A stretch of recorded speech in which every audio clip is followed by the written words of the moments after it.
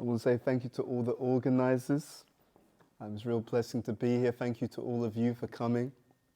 And there's a number of reasons why I say thank you. One of them being that whenever we come together to share anything, in the act of sharing, so much is also gained. So one of the things that we'll do as we go through this discussion, this dialogue, is I may throw out a few questions to you, just to make sure you're still... Oops. I may throw out one or two questions to you. I was going to say primarily to make sure you're still awake, but that's not the only reason. Maybe one of the reasons. The secondary reason is as we engage together, more can be experienced, more can be understood. There's three takeaways from this presentation. The first concept or the first message is that everyone has a purpose and no one has a purpose. So that's one key thing that we'll elaborate on. The second key takeaway from this session is that purpose is practical. Okay? And that the third and perhaps the most important message is that the highest purpose must meet the highest criteria. Okay? So I'll repeat that. Number one, everyone has a purpose and no one has a purpose. Number two, purpose is practical. We'll discuss that together. And number three, the highest purpose must meet the highest criteria. Okay, so we'll unpack these as we go through the session today. So, we live in a time in the world where often there's a lot of crisis. And it can be crisis because of war. It can be crisis because of just day-to-day standard of living, right? The price of everything goes up. And then we still have to make ends meet even though the resources seem to shrink because things are more expensive. We live in a world where changes are constant. Right? So now, for example, now there's an introduction of AI. Okay? So many people are excited by it. So I can get my emails done for me. I can just put in a command and it will be written. But there's also the other side. Many people are concerned. What does it mean for me? What does it mean for my job?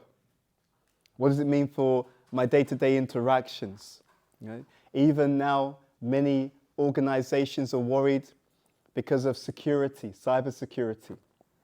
Now with AI, hackers can break into computer systems with more ease because the AI can help to do it. So everything has this duality with it, this shadow side. And it's interesting because one of the things that come up more and more in the modern world is this understanding, or rather a concern about purpose. With all the changes in society, with all the changes in what they consider the traditional patterns of community, traditional patterns of family, traditional patterns of work, with everything changing, we're actually seeing that it's causing a lot of destabilization. We're actually seeing it's causing a lot of confusion, a lot of questioning. What is my role? Yeah? Has anyone ever wondered that now? Right? As things shift and change, what is my role? Like, what am I meant to be doing?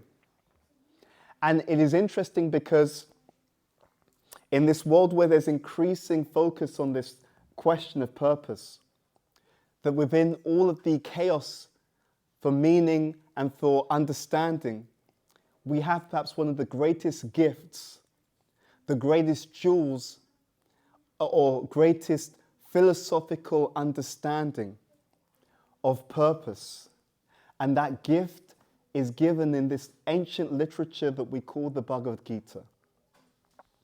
The Bhagavad Gita presents us with a crisis of purpose. It presents us with a crisis of purpose, and that purpose is of such an intense nature that it is practically existential. In other words, that crisis of purpose is taking place within the context of a battlefield. A battlefield where literally a mass of individuals are going to lose their lives. So it's a matter of life and death, and there are two opposing armies on that battlefield. So there's a clear understanding that every day of that battle, there'll be certain people who will come back from the battle at the end of the day, and there'll be certain people who will not make it, who will lose their life at that same day. So an existential crisis. And within this battlefield, and this battle, this famous battle called Kurukshetra, there is a very, very powerful dialogue. A dialogue which is so deep in its wisdom, insight, and meaning that that dialogue itself has endured over 5,000 years.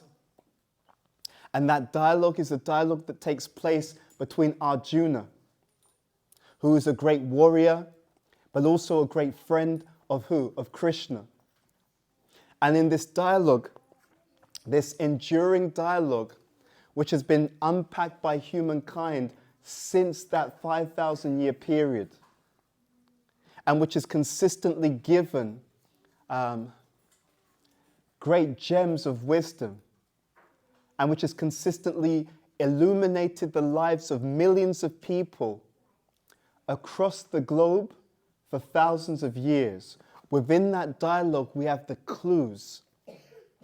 We have the clues to heal the chaos in the modern world. We have the keys that can help us to understand purpose, the power of purpose, the promise of purpose, the progress of purpose. So in this dialogue, what is happening? In this dialogue between members of two different dynasties, the Pandavas and the Kauravas, within this particular situation on the battlefield, Arjuna asked Krishna to take his chariot forward. He wants to see who is on the opposing army.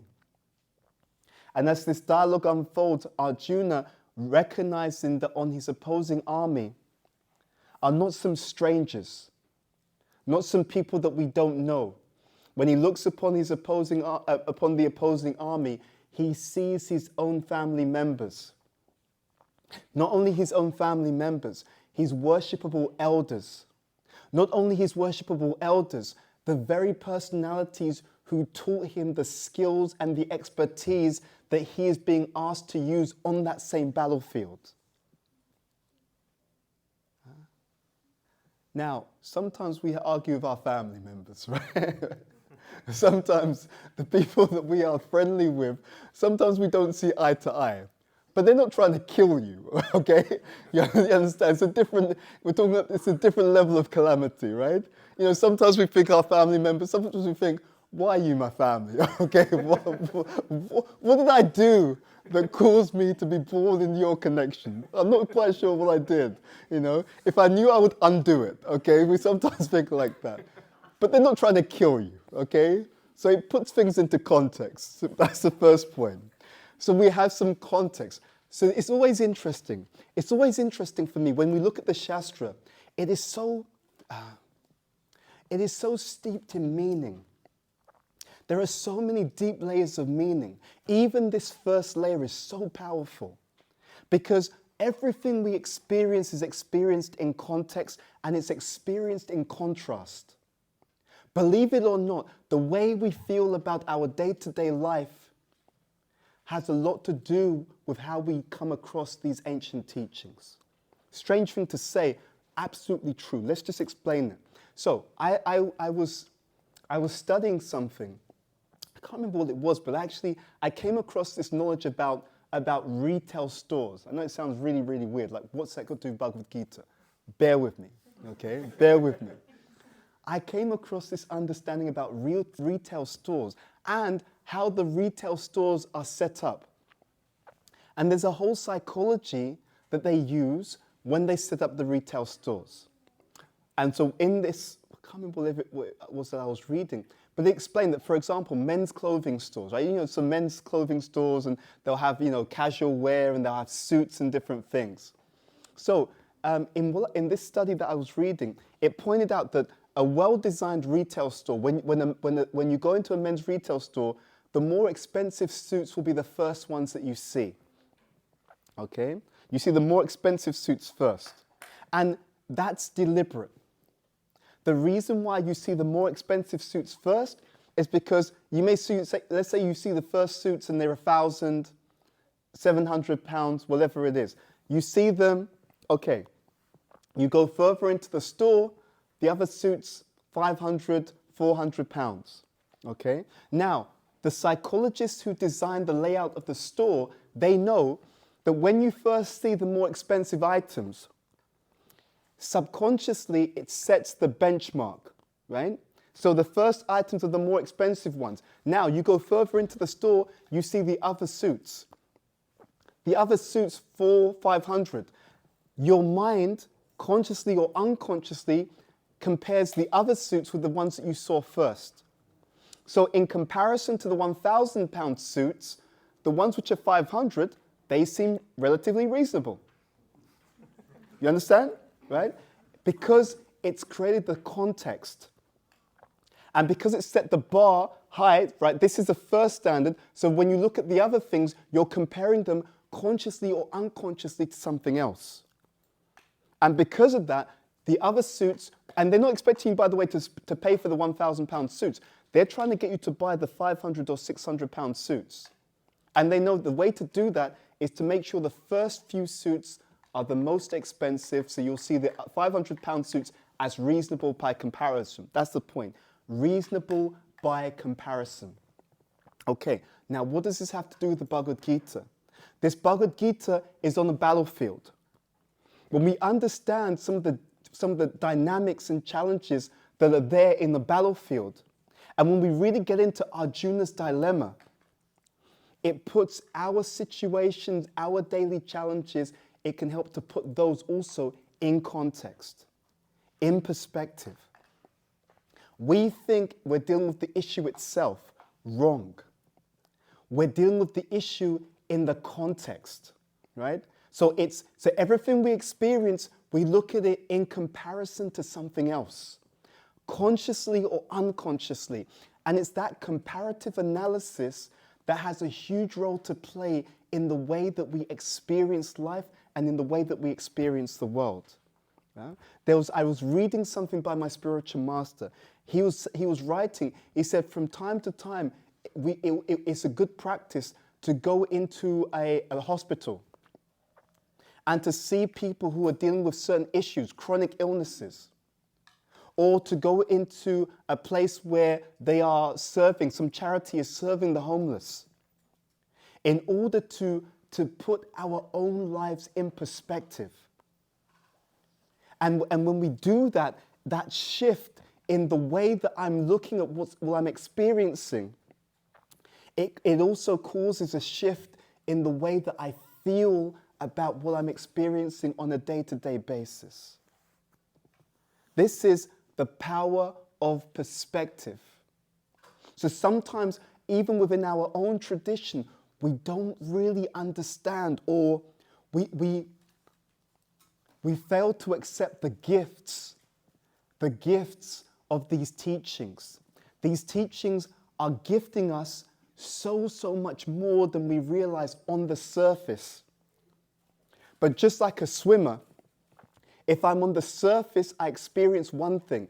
When I start to dive in to that deep ocean, when I start to mine these these jewels, these really amazing gifts which are deep below the surface, then I start to experience and avail myself of something else. So, this Bhagavad Gita, this conversation takes place on a battlefield. And as we said, your relatives are sometimes cool, sometimes we feel different ways about them, but they're not trying to kill you, okay? Very interesting point. Going deeper, Arjuna doesn't want to kill his relatives. Again, second point, it's so easy not to understand the deep significance of that conversation that took place on the battle of Kurukshetra. Why? Because it's a different culture. In the modern culture, you often have everyone struggling by themselves. You ever notice that? Right? You often have, in the modern culture, it's very much a struggle for survival. Everyone, you're on your own, sort it out. You go to some places in the world, you don't even have healthcare, right? If you don't have money and you're ill, you're going to die, right? There's no support structure, no umbrella services, nothing. In this culture of the Bhagavad Gita 5,000 years ago, you had very, very deep extended family, right? You had very tremendous culture. When the children would wake up in the morning, they would go and they would touch the feet of their elders. It is such a different culture. There was so much loving respect for elders, right? Women were revered, right? The culture was that the women were considered to be opulence. Therefore, they were revered. They were treated with great respect and appreciation. So in this modern culture, again, if we want to appreciate the Bhagavad Gita deeply, we have to understand when Arjuna doesn't want to fight his relatives, in that culture, these relatives are worshipable. Right? They are the people who nourished us, who've been there for us. It wasn't like the modern economic culture where everyone is forced to work just to keep a roof over their head. In this culture, people had real time for each other. And the economic development was not the goal. The economic development was the support of the goal. Yeah? So you have modern society which is money-centered. Anyone notice that by any chance? Right? In fact, to the point that we'll sacrifice the people to make the money. It's money-centered. Higher culture is people-centered. All the facility and the money is centered around the genuine human need for human flourishing. And then there's a higher culture.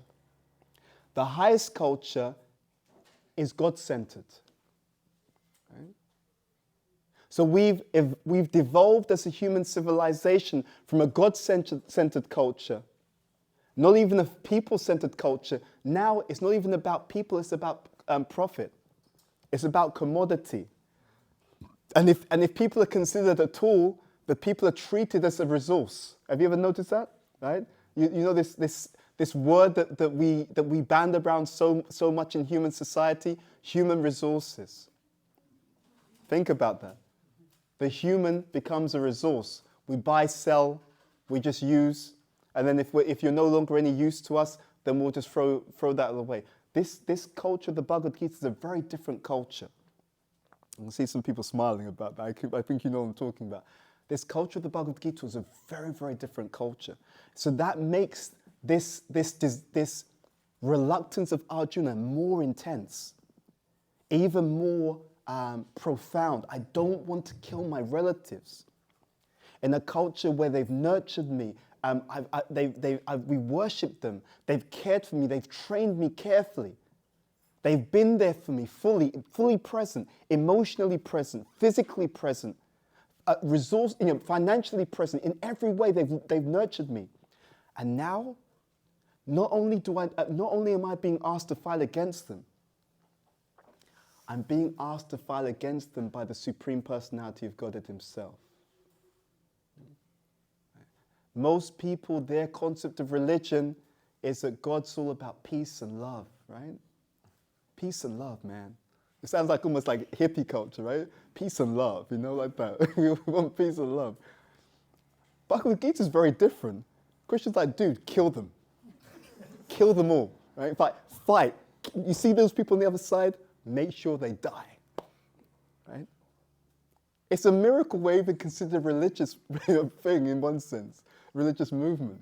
Because this is our Bible, Christians saying, kill those on the other side. However, there's a higher purpose, right?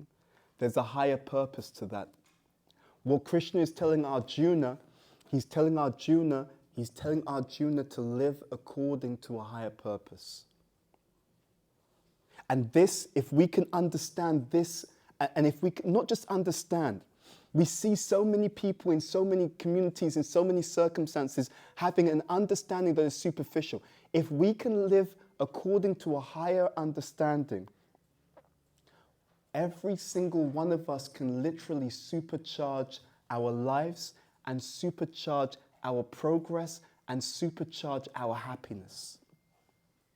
Every single one of us. So let's just dive into this. So, Krishna is telling Arjuna to perform his purpose on 2 levels. The first one is social purpose. Arjuna is Kshatriya.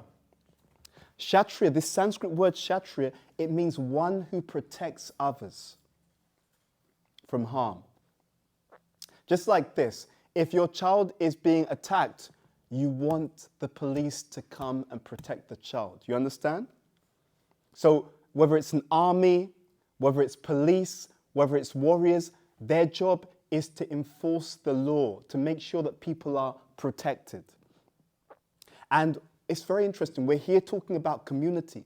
Without protection, there is no community. I was having this discussion. We were giving a class this morning. And we were talking about how in the modern society, you have so much form and so little substance. So what we were talking about this morning is in so many places around the world, you have community by form. That means you have a number of different bodies in the same room, okay? That's important, but the journey doesn't stop there. So many places around the world, we have this community by form. But there is something deeper, ladies and gentlemen. And I'm so inspired when I see all of you together, because I see that here you're building that something deeper. Deeper than community by form is community by substance. Right? So community by form means we have the physical bodies in the room coming together, whether it's a festival or a program or a class. That's community by form. Community by substance, it goes deeper. So community by substance means that those individuals who come together, who we see physically, that there's something that's subtle and very profound going on between the individuals. Because real community by substance, means communion. Community by substance means communication. Not just communication, deep heart-to-heart communication. When there's community by substance, beyond just form, then you have a network of hearts. You have individuals who can come together and be vulnerable. I heard this wonderful point about growth. This point was being made that if you look at any plant, the period where the plant really grows is when it's very pliable and very vulnerable. The moment it becomes rigid and fixed, it can no longer grow. So growth requires vulnerability. So the real sadness in the modern society is that for the majority of people, they do not have those exchanges and relationships.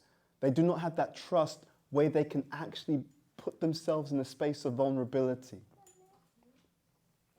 A space of vulnerability where they can be open, honest, and can be certain that in that openness and in that honesty, they'll be accepted, they'll be given empathy, they'll be given love, and they'll be given support. That is the heartbeat of real community. And the purpose that Krishna gives to Arjuna on the battlefield, he's asking Arjuna, I want you to protect the society by removing those individuals who would actually cause the downfall of the society. So it is protection of the highest order. That is Arjuna's social purpose. But there is a higher purpose that Krishna is communicating to Arjuna on the battle of Kurukshetra. And Arjuna is the symbol of each and every one of us. Krishna is giving Arjuna, through this dialogue, he is giving Arjuna a message that is meant to be amplified through the halls or the corridors of history. And that is the the deeper purpose of all living entities. Now, let's just think about this for a moment, because there's a wonderful statement. There's a wonderful statement by someone called Viktor Frankl, and he wrote a famous book called Man's Search for Meaning. And he said something very, very profound. He said, life is never made unbearable by circumstances, but only by a lack of meaning and purpose. I'll repeat that. Life is never made unbearable by circumstances, but only by a lack of meaning and purpose. If we have a strong enough purpose, we can bear any challenge. In fact, let's discuss this together. We say that purpose is practical. That was one of our 3 messages. We say that purpose is practical. I'm going to throw it out to you. If you have a strong purpose, how does it help you to deal with the practical challenges and tests that life brings? I'm going to throw it out to you. If you have a strong purpose, how would that help you to navigate life's challenges in a better way? Raise your hand. I'd love to hear from a few of you. I saw, yes, your hand up first. Because if you have a clear goal, then you can see any obstacle as a stepping stone towards the greater purpose. Absolutely. Thank you very much for kicking us off. So if I have a clear goal, right? So purpose in this sense means I've got a direction. Then whatever I have to deal with en route to that direction, it keeps my bearings. You know, sometimes, it's a very beautiful point. Sometimes, you know, you're driving somewhere, or you're trying to get somewhere, and so you're using your sat nav or your Google Maps, etc. Because you have a clear idea of where you want to go, even if you go in the wrong direction, what does it do? It just redirects you, okay? Because you have a fixed destination. You know where you're going. Therefore, the difficulties, challenges, obstacles, let's say mistakes, right? I wandered in the wrong direction. No problem. Because we know where you're trying to get to, we can just recalibrate and still get you there. So absolutely true. I'd like to hear from someone else. What does purpose, how is it practical? So the challenges become less insignificant when you've got greater things in mind that are more significant. Absolutely. Again, context is given, right? So I'm going through something, but when I look at it within the greater context of where I'm trying to go, it makes a huge difference. And that difference is first of all in how I think. But later on, from that thinking is how I feel. And from that feeling is how I act. So we have an opportunity to literally be empowered by that purpose. Thank you. How else is purpose practical? How else does it help me to navigate the challenges, the inevitable things that I deal with in my day-to-day life? Any other thoughts or ideas? Any other thoughts or ideas? How is purpose practical? Yes. Hare Krishna. It's so interesting, so challenging. I'm at an age where what matters is health, family, and spiritual wealth. Yeah. My purpose is truly spiritual wealth. Yeah. Also, to go back home, to go there. Wonderful. That's the purpose. Thank you. Okay, there are hurdles which I'm trying to negotiate. Recently, I got shelter of Chandramouli Swami Maharaj. You have shared platform with him in a retreat, and I came across your. What I'm saying is like showing a torch to the moon compared to what you are giving us. So my purpose is there, challenges are there, and now is a question of working towards it. I'm learning new, but I'm seeking direction from Guru and Gaurav. Wonderful. So that's my focus. Thank you. We'll definitely go in that direction about the ultimate purpose. Linking to something that you've touched upon, actually also this point. Purpose helps us to put things into context, but it allows us to let go of the insignificant. You know? There's a saying that you should choose your battles. What? Choose your battles wisely. When I don't have a higher purpose, If I lose sight of that which is great, I will get caught up in that which is petty. Has anyone ever had that experience before? Yeah? It's really powerful. That means that purpose is so practical because it also helps us to choose where we are going to place the limited time and energy that we have in this life. As you said about preparing to go back home. See, there's an understanding that just like on the battlefield, we're on the battlefield. Just like our juniors on the battlefield, we're on the battlefield. What does a battlefield mean? Battlefield means a place where people can pass away. Right? And if I were to ask you how much, can you guarantee how much time you have? Would you say yes or no? No. And that's not a negative thing. What it means is that every single moment of our lives is precious. Isn't that interesting though? Because let's throw this question out. Do we act like every single moment of our life is precious? Yes or no? No. Isn't that interesting? We know it intellectually, but it's not necessarily a realization that every single moment of our lives is so precious. But it is. So purpose is practical. It gives us that focus. It allows us to not sweat the small stuff, to let it go, because I've got something much more significant that I'm moving towards. I train leaders, as Prabhu was saying earlier, and we often talk about this point, that the best leaders, and we are leaders of our own lives, by the way, the best leaders, what do? They have high focus. They don't just drift through life. They know what they're looking for. They know what's important.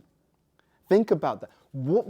Think about how life for everyone would change if we were to really lean into what's actually important. What's my criteria?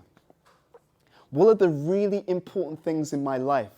And then to live my life with my energies directed to those really important things. We say philosophically, yes, there are important things, but do we live like that? And just how much more amazing our life would be if we lived on that understanding, lived on that platform. So number one, purpose is practical. This is the beauty of the Bhagavad Gita. All of these rich teachings, not just the teachings itself, the very form of the teaching, the very setting of the teaching is imbued, is so pregnant with meaning, practical meaning for our lives. If we can grasp the message, purpose is practical. Second point, everyone has a purpose and no one has a purpose. How can I say that? Everyone has a purpose, no one has a purpose. This is a definition, the dictionary definition of purpose. Why you do something. The reason for which something is done or created, or for which something exists. So everyone has a purpose and no one has a purpose. I say no one has a purpose because in many cases, in the modern society, when things are done, they're not necessarily done with the highest understanding. Right? Going back to what we just said, if we were to ask people, are you purposeful in how you use your time and how you live your life? Is your lifestyle aligned with your real values and principles? Do you think everyone would say yes? Isn't that interesting? They would aspire towards that, but we're so unconscious. The modern existence is so unconscious, and this is the fear. The fear is that if I live an unconscious life, I'm unconsciously living a life of death. You know, anyone had this experience where you turn around and the year's gone by and you wonder where the year went? Isn't that interesting? And then, but deeper than that, when you look back at the year, did you use your time and energy in a way that was truly according to what's important to you? I'm going to leave you that question. Did I live this? Because now we're in November. The year's almost gone in the blink of an eye. And probably for many of us, we experience that the older you get, the faster the year goes, right? Isn't it? It goes fast. And if I were to turn around and say, look, did I live this year, 2024, did I live it according to what I know, what I consider to be really important? And if the answer is no, it's an opportunity for us to be different, to take a different approach. So everyone has a purpose, no one has a purpose. Meaning no one has a purpose, meaning that we live as if there's no a clear criteria, because often we live unconsciously. Often we live reactively, isn't it? We often live reactive lives rather than proactive lives. What Arjuna is being shown by Krishna, the message of Krishna is, I want you to proactively do the right thing. Therefore, we say that no one has a purpose, but at the same time, everyone has a purpose. Why? Because here, this definition again, why you do something, okay, the reason for which something is done or created. The purpose of something, why it was created. Isn't that an interesting definition?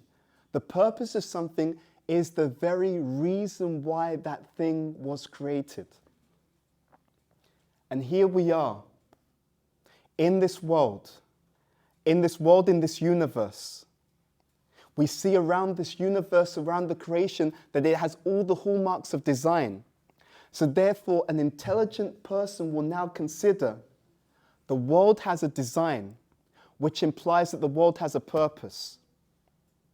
But it doesn't just stop there. My body has a design. My mind has a design. My intelligence has a design, which implies that it also has a purpose. This goes up to the third point. So we said purpose is practical. That was the first point. We said everyone has a purpose and no one has a purpose. Now it goes to the third point. The highest purpose must meet the highest criteria. Okay? What do I mean by that? If we have a design, just like the universe has a design, it implies that just as the universe has a purpose, we also have a purpose. But our purpose, that highest purpose, which also Krishna spoke to Arjuna about on the battlefield, it must also meet the highest criteria. For example, the highest purpose must satisfy the highest hunger. This famous song, Rolling Stones, right? I can't get no satisfaction. Yeah, yeah, yeah. Everyone is looking to be satisfied. This is such a profound point. When we were speaking at the manor this morning, we were saying our ruchi has to be redefined. This is such a profound point. Please listen carefully. The chain of all these material activities that go on in the modern society, it begins with a definition of what is going to make me happy, what is going to satisfy me. Ruchi means taste. Our ruchi has to be redefined. If the entire consumerist culture is driven and empowered by one thing, a definition of what's going to satisfy you. You see? Krishna says, Machita matgata prana bodhayanta parasparam kathayantascha mam nityam tusyanticha ramanticha. He's giving a very, very different formula for satisfaction. The material formula for satisfaction, I saw this growing up in East London. The material formula for satisfaction, you have to have the labels. You know what I'm talking about, right? You go into school, you're in the school program, what makes you trainers, right? Right? What brand is your clothing? Right? So we literally outsource our own sense of worth to so many labels, right? So many brands and we're so hypnotized. If you wear this particular product, if you wear this particular brand, if you drive this particular car, then that means that you are somebody. It is a very external idea. And of course, it's not real.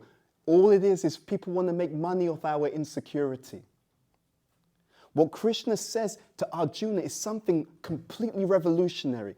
360 degrees in the opposite direction. He says, my devotees are experiencing great bliss and satisfaction. From doing what? From enlivening one another about me. This is the concept of feeding the soul. Our purpose, the highest purpose, must meet the highest criteria. It must satisfy. It must deeply nourish the self. Ahoituki apratiyata yayatma suprasidati. Krishna, actually the Srimad Bhagavatam, which is the literary incarnation of Krishna, it makes this particular statement. And it's giving that point that satisfaction, the nourishment, the highest purpose, amazingly enough, the highest purpose has a selfless quality to it. Because the highest purpose in serving the Supreme is exactly the thing that causes the highest nourishment and the highest satisfaction to human civilization. Isn't that amazing? Right? Most religions, the concept is that you're gonna do what God wants, otherwise it's gonna mess you up, man. It's gonna mess you up real bad, you know? You better do it. Yeah? This kind of, authoritarian God is a bully, you don't cross him. It's kind of like a mafia crime boss, right? He's in charge, make sure you do what you're told, don't cause any trouble, etc. This is a very, very different concept to the Bhagavad Gita as it is. This satisfaction that we're longing for is not the same as the stimulation of the senses. This is where we've confused things in the modern society. In the modern society, people have misunderstood what real satisfaction is. So we try to stimulate the senses, and we confuse that with the satisfaction of the self or the soul. And that is the root cause of all unhappy dynamics and all dynamics of behavior which are problematic. Right? It is the root cause of it all. And we're not telling you this in a theoretical way. In fact, Krishna to Arjuna, he's so bold and so confident in his assertion, he's not even telling Arjuna, give up your material duties. He's not even telling him that. So anyone here who thinks, right, I've read Bhagavad Gita as it is, they're telling me to give up my job. Wrong answer. They're not saying that at all. He's saying you perform your social duties, but do it with a higher understanding. Perform that duty with the understanding of devotion. That means you do your duty as you do everything else. You do it as an offering to the Supreme Person. So the highest purpose must meet the highest criteria. Otherwise, it will have no endurance. Right? So this is the formula that we're going to leave you with. These three factors. Purpose is practical. When we have this deep meaning in our lives, and not just something that I tap on superficially or philosophically, it's something that I bring to the core of my heart, that I live and embody. It will do amazing things for us because it changes the way we perceive everything. We no longer sweat the small stuff. So if we sweat the small stuff, it means I haven't taken that deeper purpose. It's not fully realized. That's okay. We're on a journey to that realization. But this point, purpose is practical. Number two, everyone has a purpose and no one has a purpose. If we look at the way we spend our time and energy, and if it's out of sync with what we know is truly valuable, or at least what we understand is truly valuable when we're conscious, it means there's still some opportunity. I don't say work to be done. I say opportunity to be realized. We speak about it in a positive sense. We can have a greater experience of existence. Everyone has a purpose and no one has a purpose. So no one has a purpose because often we do things unconsciously. Everyone has a purpose because we're designed for something greater. And that third point, the highest purpose must satisfy the highest criteria. It must completely satisfy us. It must completely answer all of these questions. The very questions of existence, the mystery of life, why we're here, who we are. Is there a Supreme? How do I know that there's a Supreme? Not how do I believe that there's a Supreme. In most cases, people who are religious, they stop the journey there. I believe. Do you believe? I believe. Hallelujah. Do you believe? Right? This is something different. Adhyatma Vidya Vidyanam. Krishna says of sciences, I am the supreme science of self-realization. It's a very bold thing to say because he's saying it's not about belief. There's a scientific process by which you can experience God. Premanjana Charita Bhakti Vilochanena. That when one has sufficient devotion, love, one will be able to perceive that same loving supreme person who's always with us.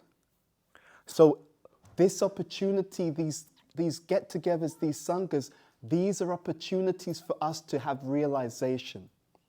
These are opportunities for us to truly appreciate how powerful purpose actually is.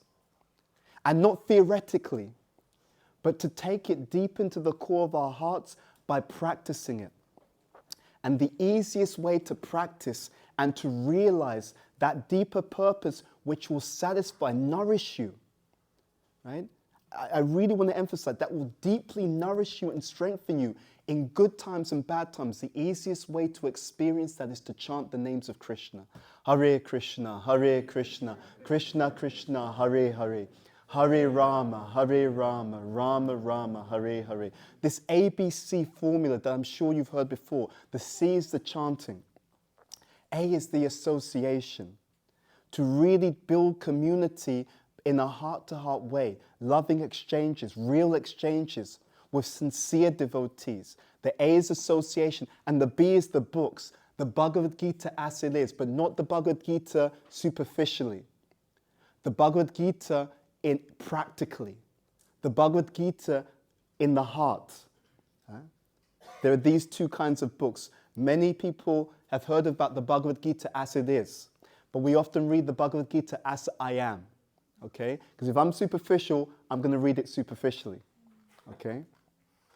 We have an opportunity to transform every moment, every single second of every single day. And that purpose, the empowerment of purpose, will lead to a glorious life. A life where you, because in the core of your heart you feel nourished, whenever people give you difficulty, you don't take it personally because you actually feel fortified, nourished, and internally abundant with devotion. When the challenges come, you have such clarity of mind, such presence of mind, that when the challenges come, you see the challenges as opportunities for our own growth and development, stepping stones to our own development in love of Krishna. And therefore, because you're nourished inside, what you are inside, which is what happens anyway, what's going on inside us is what spills over. The relationship is not defined by what the other person does. Our relationships are defined by what we carry within us, which spills over. So you can see this Bhagavad Gita is the blessing. This Bhagavad Gita and the deep empowering treasures that it gives us is the blessing because it's teaching us to transform every aspect of our existence from the inside out. To carry something so strong and so nourishing and so satisfying within that it literally changes the way that I show up in the world.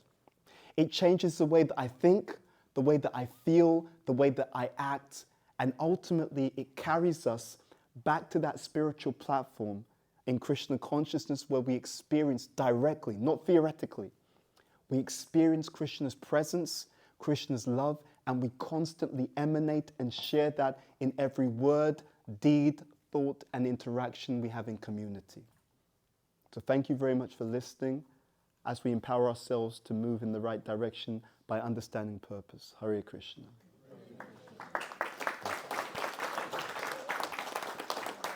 Okay. Yeah, that's good. As long as we have time, I'm good. Yeah. So do we have any questions, comments, doubts? Challenges, feel free. If you could raise your hand and we can go. Thank you very much for a nice class.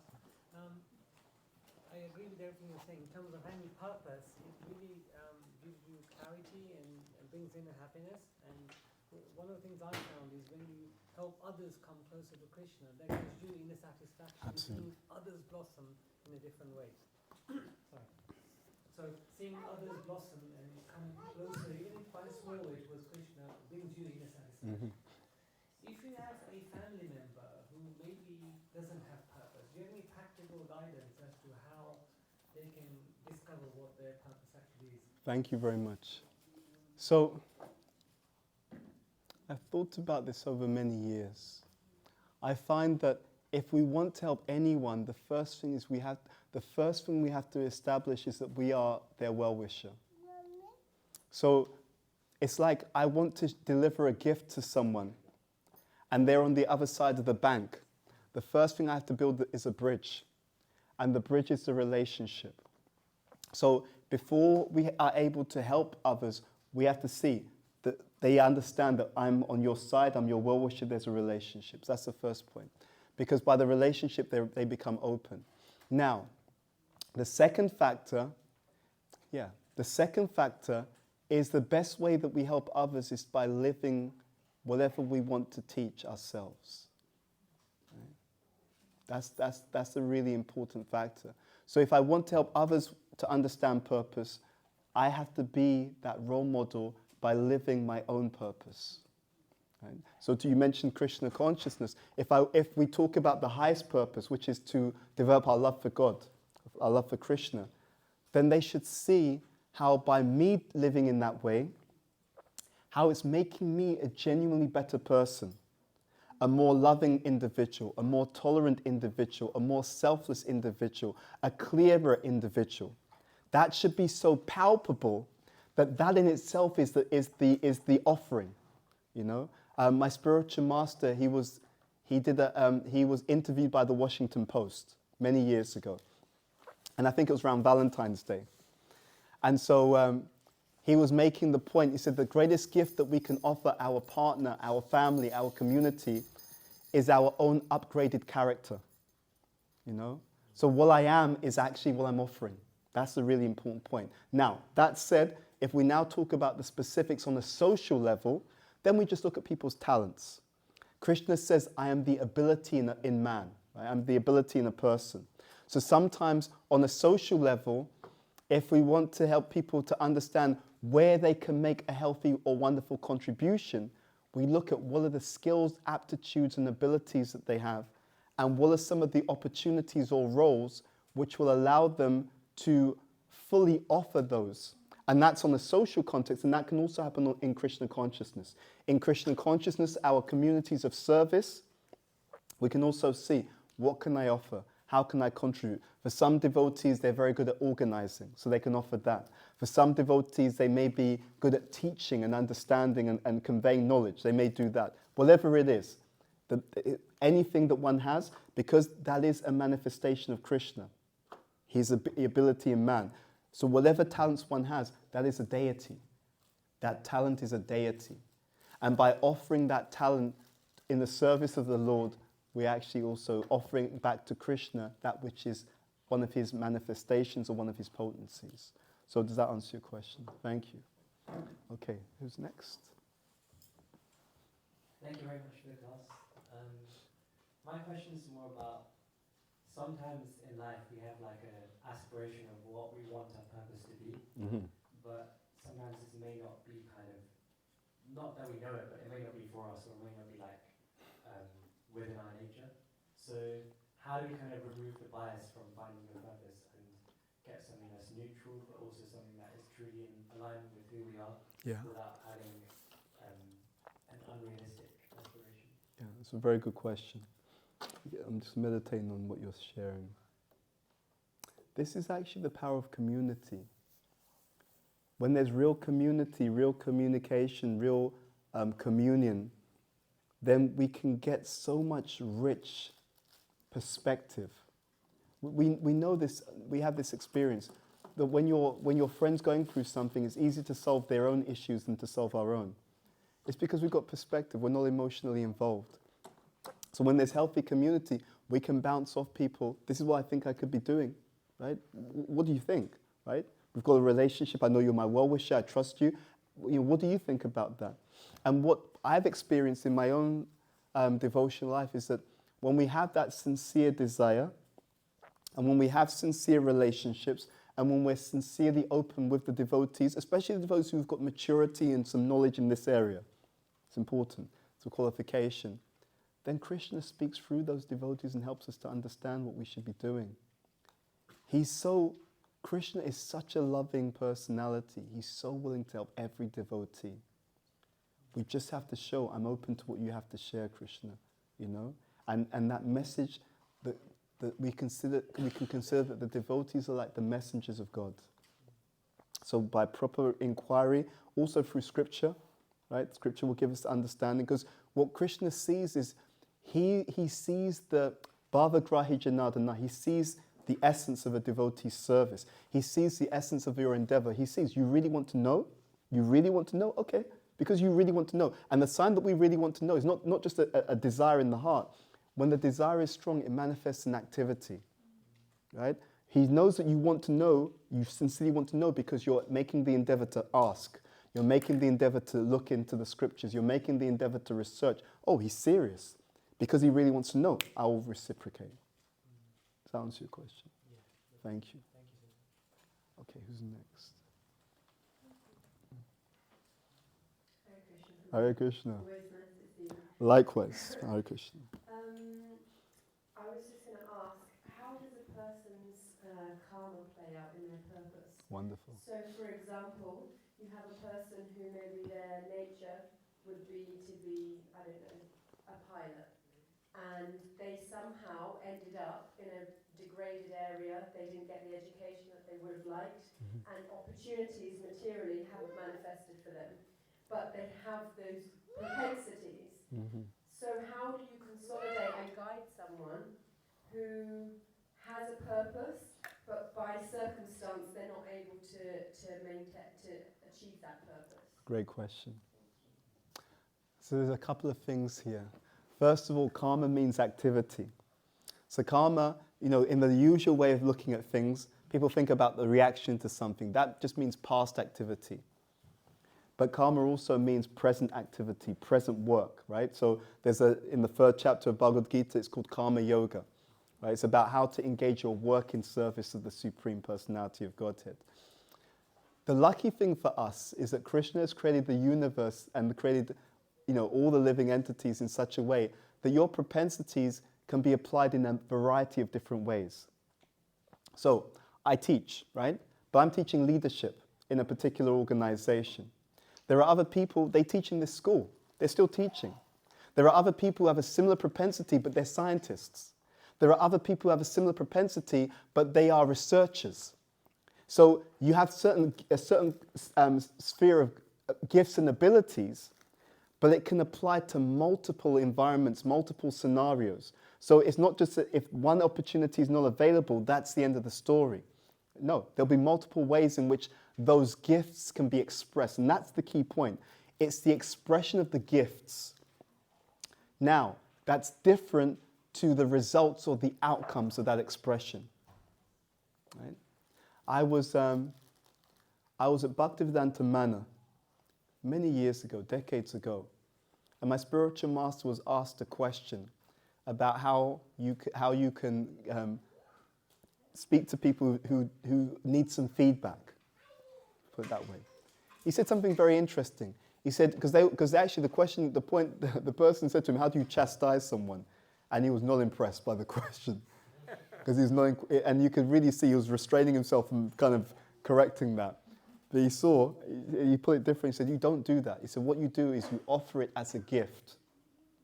You say, Prabhu, or Mataji, from my perspective, this seems to be the issue. So it's an offering. And that's really important. When we express our gifts, we're making an offering.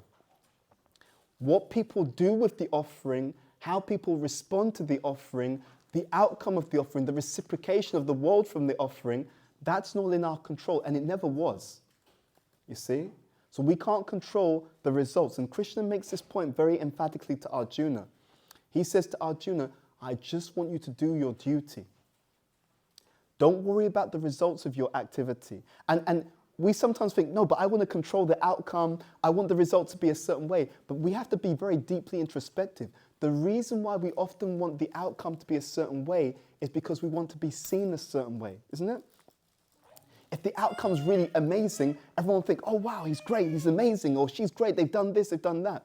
But we can't control that, you know? We have different karma, we have different activities we've done previously, we have things that we're doing now. We should try our best, absolutely, that's what we can control.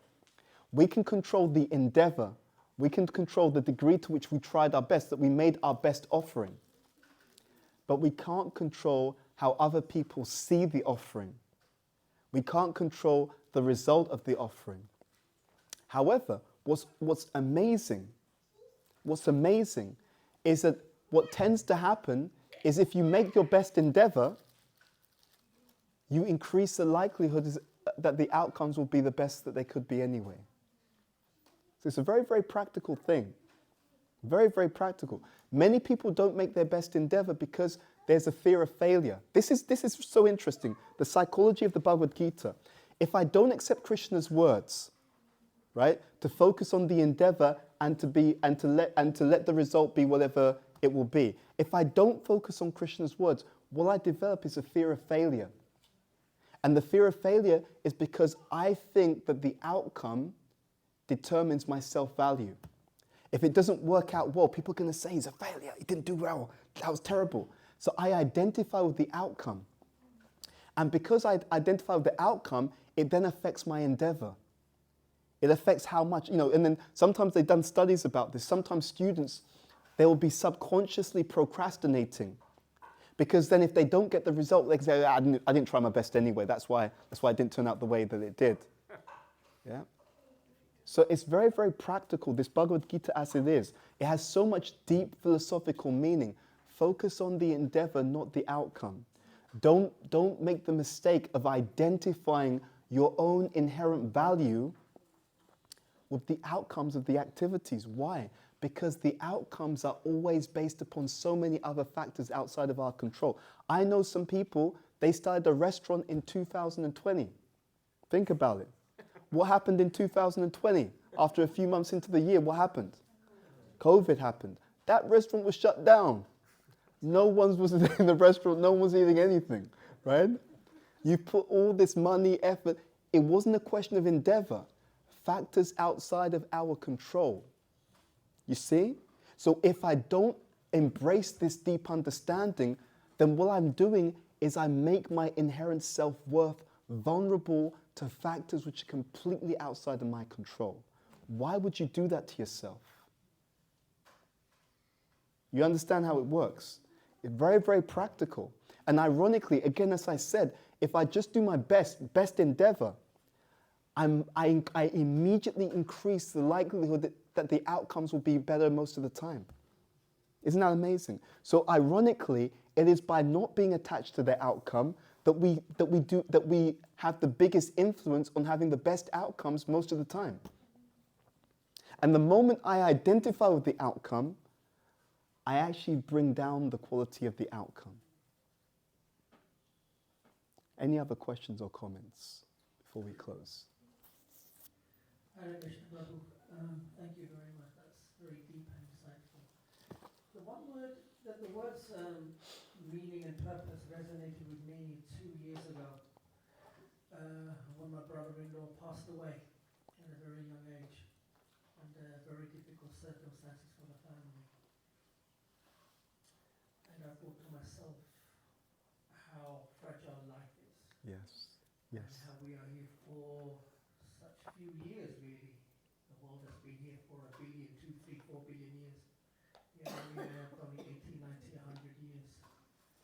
And I want to make sure that I have meaning and purpose in my life. But based on what you said and that reflection that I had 2 years ago, can you discuss the obstacle that is ego? Great. In the human psyche, in the human soul, in the human mind, surrounded by this materialistic world. I heard someone say ego, E-G-O, edge, God out. Yes. And I thought, oh my God, I need to get out of self, because we all have an ego. Yeah. Thank you. So Krishna explains in Bhagavad Gita, Bhumya Punalavaya Kama Nibudhyevacha Ahankriyatya Bina Prakriti Ashtada. He explains that there are 5 gross elements, and he says that there are 3 subtle: mind, intelligence, and false ego. So it's interesting that immediately after that, he says, Apariyamitastvanyam Prakritim Vidi Mepram Jiva Bhuta Mahabaho Yayadam Dayate Jagat. He says, beyond all these material things, because the false ego is material, he says, but there is the living entity. The real ego exists. There is real identity. Just like we have counterfeit money. That's there because there's also real money. So it's not that we have to give up identity, but we have to give up material identity. Material identity means I identify with this material body. And I think that therefore life is all about just doing things, just becoming a slave of my material body. But the way that we overcome false ego, the way that we embrace spiritual ego, spiritual identity, is to act according to that platform. What is spiritual identity? Jivera Sruhupoe Krishnera Nitya Das. Spiritual identity means one thing very simply, that I'm an eternal servant of the Supreme. So actually, it is very simple to transform false ego back to spiritual ego, real identity. And the easiest way to do it is to simply and sincerely engage in service to Krishna. And within that, the easiest way in this time and age is to do that by the congregational chanting and the individual chanting of the holy names of Krishna. Hare Krishna, Krishna Krishna, Hare Hare, Hare Rama, Rama Rama, Hare Hare. That process itself is so powerful that it in of itself will dissolve the false ego and it will awaken our own spiritual identity as servants of Krishna. That one activity done sincerely and done consistently with devotion will achieve everything for us in this area. Does that answer your question? Thank you very much for your question. Hare Krishna. Okay, we can pass the microphone and then and when you're ready.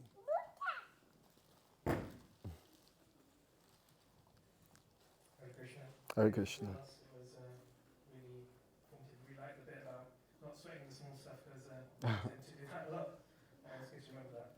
My question was about how do we reconcile ambition and purpose? We can fall into the trap of being content. So what are practical ways to reframe our contentment to higher purpose? It's very simple. Krishna says, Aham savasya prabhavo mata savam pravatate iti matva bhajante mam buddha bhava samamvitaha. He says everything, all spiritual and material worlds are emanating from me. So ambition can be engaged in Krishna's service as long as we understand, first of all, that whatever we're dealing with, it actually belongs to Him. You see? Oftentimes, what people consider ambition is that it's all about what I want to achieve. But even the ability to achieve something, those talents and gifts, they're actually given to us by someone else. It's not, we're in a place of education. I study this. People's IQ, the IQ a person has, is actually largely coming from their genetics. There's research on this. It's not an idea. Now, of course, the educational institution can bring out that potential. That's important to understand. But people's IQ is largely genetically inherited. So even the IQ someone claims to have, it wasn't that they created their IQ. Not at all. Anyone wants to look this up, you can look it up. There's loads of research on this. The IQ was there. They were born with a certain level of material intelligence. Now, what devotion does is it can increase your material intelligence by supplementing that with spiritual intelligence. So Krishna says, Tesham satata yuktanam, bhajatam pritipurvakam, dadami buddhi yogam tam. Buddhi means intelligence. Yenamam upayanti te. As all surrender unto me, I give them the knowledge of the intelligence by which they can come to me. So, if we want to be ambitious, no problem. But we should first recognize all the elements I'm using for the ambition have come from God. And my ability to be ambitious with, that's also coming from Him.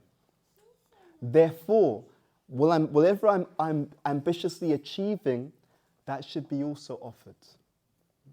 That's the correct way to do it. Otherwise, what happens is today I'm ambitious, but in future I may not have the same tools or resources to be ambitious with, because those tools which were given to me, those skills, talents, abilities, even the energy by which I drive my ambition forward, I don't recognize that they actually have come from someone else. So there's no problem with being ambitious as long as we understand that the ingredients that I use to achieve whatever ambition I have, those ingredients are actually God-given, right? And therefore, I should still recognize and have gratitude. That ability that I have is actually coming from you, Krishna. That drive that I have is coming from you, Krishna. If my ambitions are realized, it will be because of many, many other factors which were outside of my control, which were allowed by you, dear Krishna. So therefore, not in a false way, not in like, I have to do it, but actually recognizing that all the ingredients are coming from him, therefore I'm also offering back to you that which is rightfully yours. And I should engage in that ambition also in ways which are healthy for my human, spiritual functioning, and also healthy for the society. That's the reasoning behind why, if I'm ambitious and I engage that ambition, which I should, if you have a strong drive and a desire, if people just tell you don't use it, it will burn you up. You'll become restless. It's an energy. The energy has to have an expression, but it should be expressed in a way that is spiritually progressive for the individual, for the community, and for the society. Does that answer your question? Can I ask a follow-up? Yeah, sure. So As long as the organizers are okay with it. Yeah. Okay. So say you've got this ambition, right? As you get older, so I'm at probably mid-stage of my career kind of thing, you get content, and then you silence that ambition. You're like, okay, let me not make waves and just continue. So how do you find that kind of, so how do you deal with that contentment in terms of purpose? Okay, so let me meditate on that. So you've been engaging in something, you had some ambition, you have some drive, and then you actually achieve certain things, and then you become content. And then how do you deal? Contentment is not necessarily bad, you see? But, yeah, this is the answer. You should consider that until you've achieved love of Godhead, your ultimate ambition has not been fulfilled. And therefore, even if you achieve contentment in something material, you should always be ambitious to achieve Krishna's darshan and Krishna's satisfaction. That ambition will keep you busy for lifetimes. Yeah? So that the purport here is whether or not you achieve a level of material achievement and material contentment, that's one thing. But the ultimate ambition, the real ambition, will keep you active forever. And that is the ambition of achieving prema or love of Godhead. So whatever you're doing materially, make sure that ambition, you're always feeding it.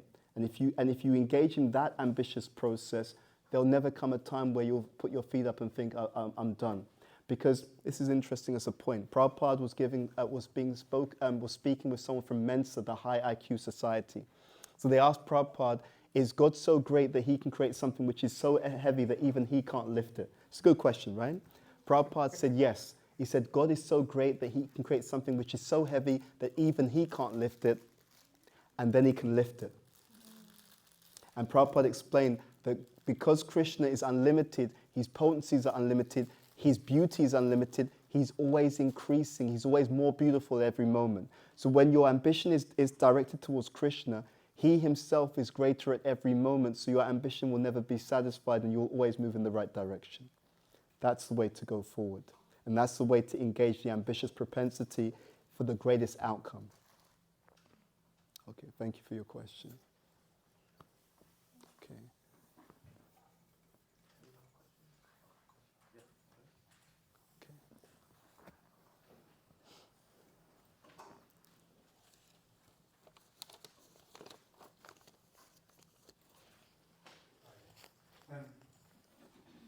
You talked about purpose and, it can have practical means and unpractical means. And you gave quite a lot of analogies around, the sat-nav, and, you have a direction. Can you just go one step back? Because the world is so noisy. How do you actually find your purpose? Because people can go in that car and just don't know what to put in that sat-nav itself. Yeah. The Bhagavad Gita is our sat-nav. It's a spiritual sat-nav. In the Bhagavad Gita, the point that's being made, see, again, your purpose has to satisfy you. It has to be something that you were designed for. It has to be something that when you engage in it, not only is it good for you, it's good for everyone else in a deep and lasting way. you know, in the modern world, oftentimes people engage in something that seems good right now, but they pay a price later on, right? Sometimes you go into the stores, it says buy now, that's the first part. The end of the sentence is pay later, right? And you will pay, right? Because they're going to charge you interest on whatever you're buying now. Enjoy it now. Enjoy it now. Get attached to it now. We're going to charge you multiple times what it actually costs, and that will charge you that for giving you the pleasure of having it now. The ultimate purpose is to love Krishna. That is the ultimate purpose. That is the purpose that fulfills all those criteria, deeply satisfies the self, first point. It can be engaged by anyone, any culture, anywhere in the world, right? Universal application, ticks that box. It is something that not only benefits you, it benefits everyone who's karmically related to you. Think about that. It is said in scripture that if you become Krishna conscious, even to a certain extent, certain numbers of generations are benefited.